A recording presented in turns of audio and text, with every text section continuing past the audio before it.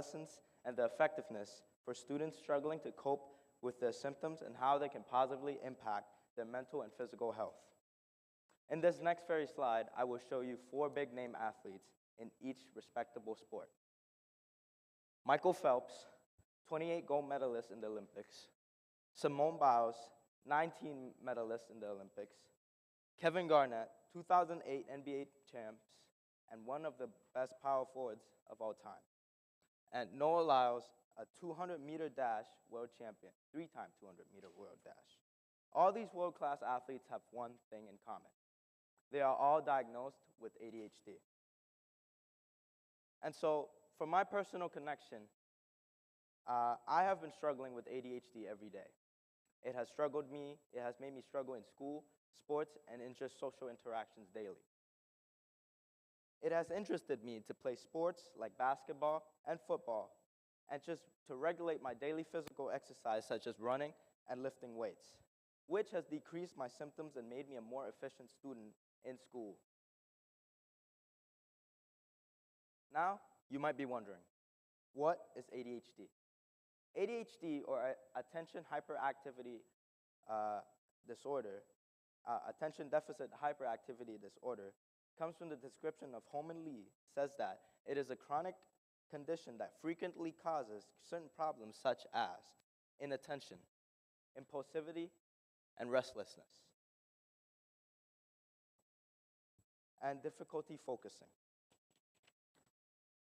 as well as interfering with cognitive functions or behavioral development during their youth.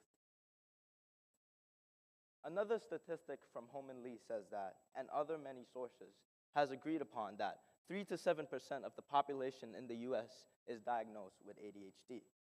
So now, we have teachers in here. Imagine being a teacher in a classroom full of 20 kids.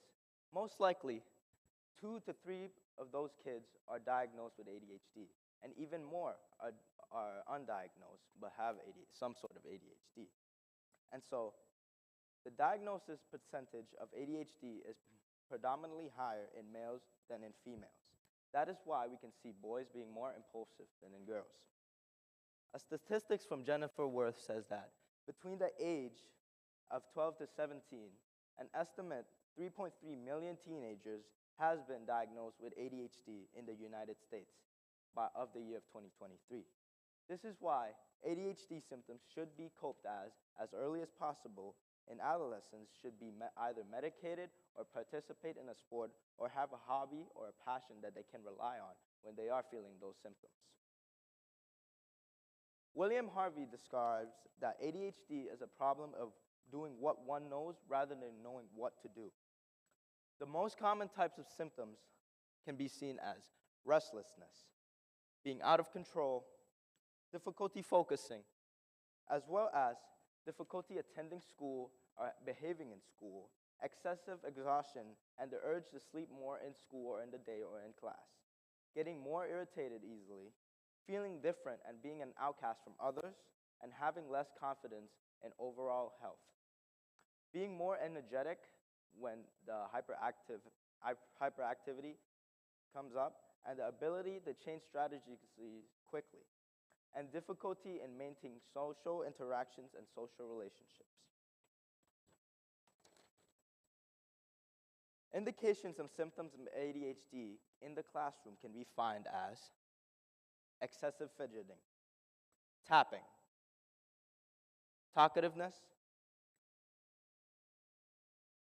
drifting off from class, inability to stay still in class, leg shaking, and mood swings, as well as being disruptive in the classroom, unpopular with peers, and engaging in conflict behavior with family members, friends, and adults, and underachieving in academic setting. Brian Keeluk says that children with ADHD have a higher rate of disciplinary problems in school. Features associated with ADHD include low frustration tolerance, temper outbursts, mood inability, mood irregularity, and poor self-esteem, and is more linked with higher rates of mental disorders such as depression, anxiety, and isolation. Now, you may be wondering, how has this been controlled and how has doctors controlled them?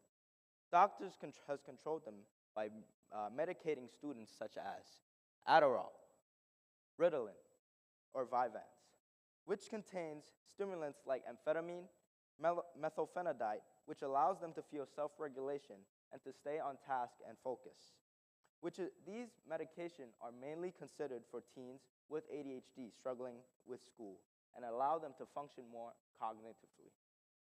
These chemicals alter the balances of chemicals in your brain and increases the norepinephrine and dopamine levels. A study from Brian Keeluk says that the changes in neurotransmission has caused 20% of teens to have side effects. These side effects include high blood pressure, sleeping disorders, mood disturbances, and dysregulated eating habits. But another way that ADHD can be controlled is by physical activity. Physical exercise regularly has been proven to dramatically enhance attention, reduces mood swings, and feel accomplished by burning some sort of energy, and to executive functions in those with ADHD. Research has shown the compelling relationship between exercise and ADHD, emphasizing the critical role that the physical activity can play in both symptom management and the potential discovery that an individual may be hyperfixated on. Hyperfixation can allow students to fully engage in a passion, such as a sport, instrument, or anything that they would love. Sports are so beneficial to adolescents because they allow them to feel involved, focus their mind on what is right in front of them, and give their full attention. Constant movement enables more dopamine to be released and for them to feel satisfied by burning energy. Research from Brian Keeluk asks, why is the neurotransmission of dopamine so important? ADHD, just like other mental health issues, such as depression, is based on a notion of catecholamine dysfunction, which are depleted levels of neurotransmitters such as dopamine, norepinephrine, and serotonin. Including cognitively demanding physical activity involves progressive perceptual motor skills, or demand, allowing teens to feel control over the mind and body, reducing excess energy and stimulating more dopamine and neurotransmitters to function properly. Statistics from Ali Shibadi says that the prevalence of athletes diagnosed with ADHD is 8%, which explains a lot why athletes struggle with school but function well in games and practices. Team sports, in particular, allow athletes to stay focused on the task that is right in front of them and more about following instructions from coaches and communicating with peers. Sports requires so much concentration from the different varieties of movements. The motor functions coordinates the physical and mental aspect of the sport as well. A conclusion from William Harvey says, overall, physical activity in general is critical for adolescents with ADHD, as it enhances concentration and focus. Engaging in regular exercises decreases hyperactive behaviors and contributes to better overall behavior management. This shows why regular exercise can contribute to better mental health, as it assists adolescents in being more focused in school and allows them to have some sort of way for excess energy to be burned and to function more efficiently in school. Solely focusing on teens with ADHD. Mental health matters because of their differentiated cognitive functions such as the ability to plan, working memory, and social skills with peers. And they feel like an outcast. They feel like they're different to society when they're in school or whether they're in the classroom. Research from Jenny Megg suggests that 10 to 20 minutes of moderate intensity exercise is beneficial for teens with ADHD.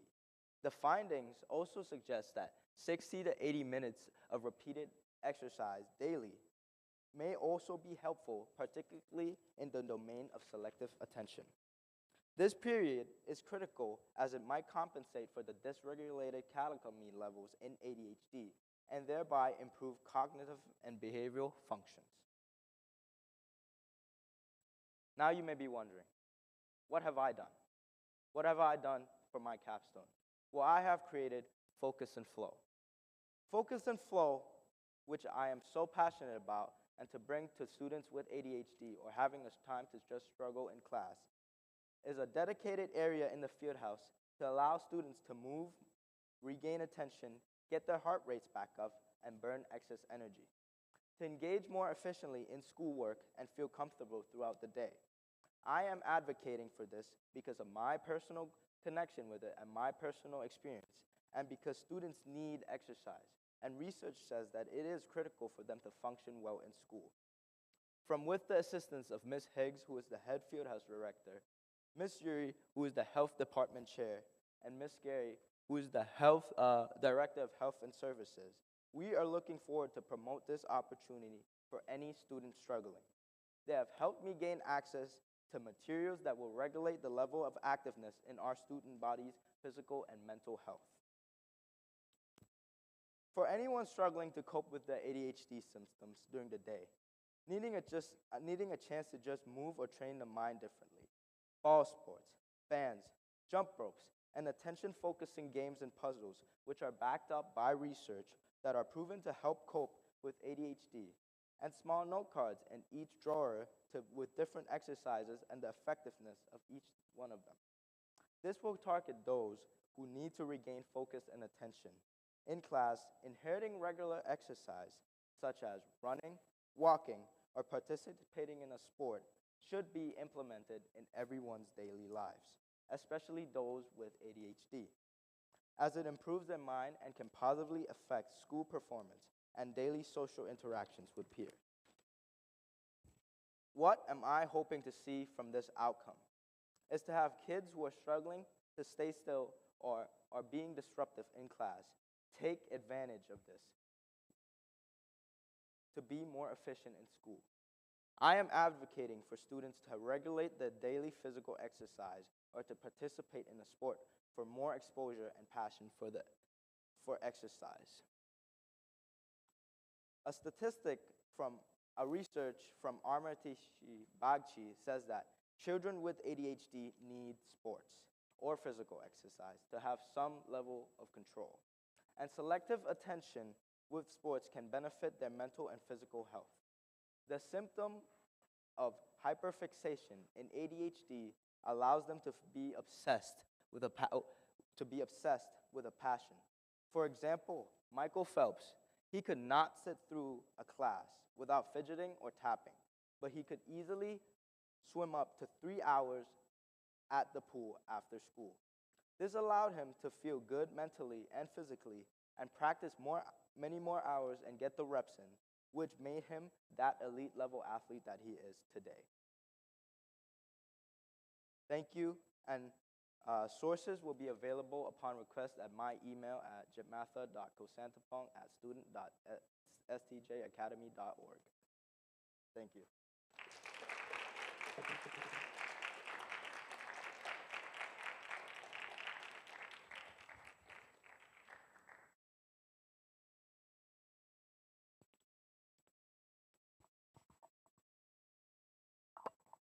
So for your flow and focus, is that what it's called? In the field house, is that something that students can go to during like a free block or after school, or is that something that they can also go to during class if they're struggling? So I'm just trying to get students to go during their free blocks at first because I don't know how that will interfere with class. But I'm hoping that students, you don't even have to be diagnosed with ADHD, but like if you just need time to regain focus and just move around, you can go there during any time. You don't even have to stay the whole block during your free block. You can stay there at a certain time and just Feel free to move.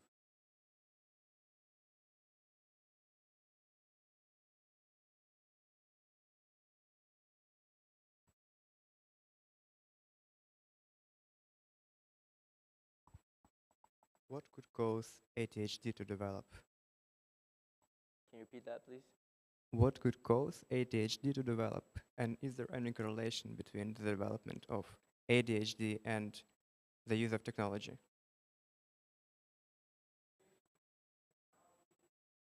Oh, ADHD is a genetically given thing, and it can be also influenced by being in school or just, and as well as technology these days, where we have social media such as Instagram and TikTok, which lowers the attention spans of students.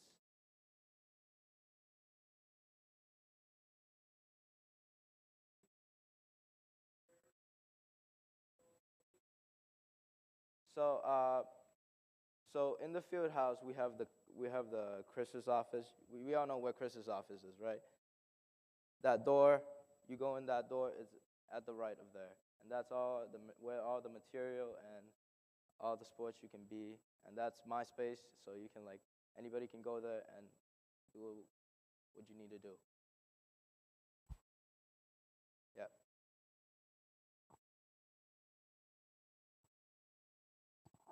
Um, there's lots of research about the mental health benefits of exercise for all people. Were there specific benefits that you found for ADHD? And is your space open to all students, or how are you envisioning that being used? I guess are those two questions. I'm saying the space is available for most of students, but I'm really hoping that people who actually need it, who actually need exercise to burn some sort of energy and to regain focus, to use that space as an advantage and to go back to class and improve their schoolwork.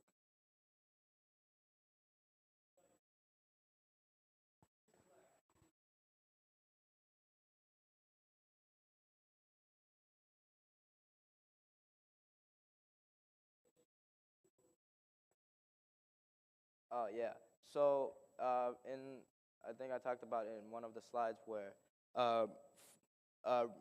physical activity, you need so much focus and you have to give 100% attention to in the thing that is right in front of you, such as running.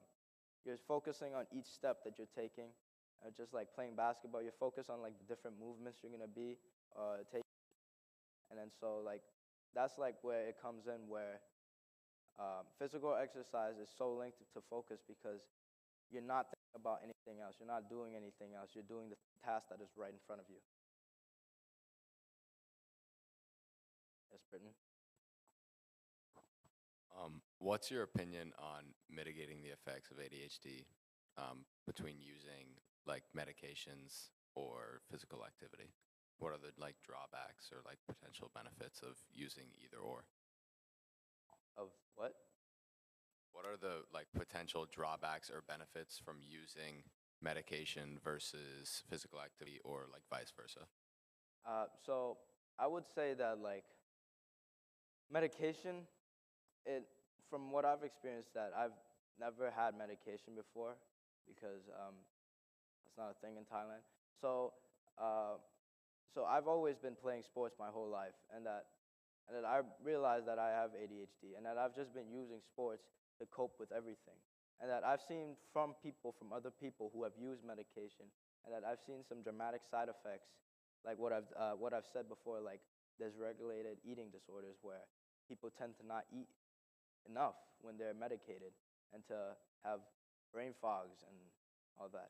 And I think that physical exercise is, in general, you need physical exercise to just be physically fit. And for ADHD, I don't think there are side effects. I can do more research on that, but I don't.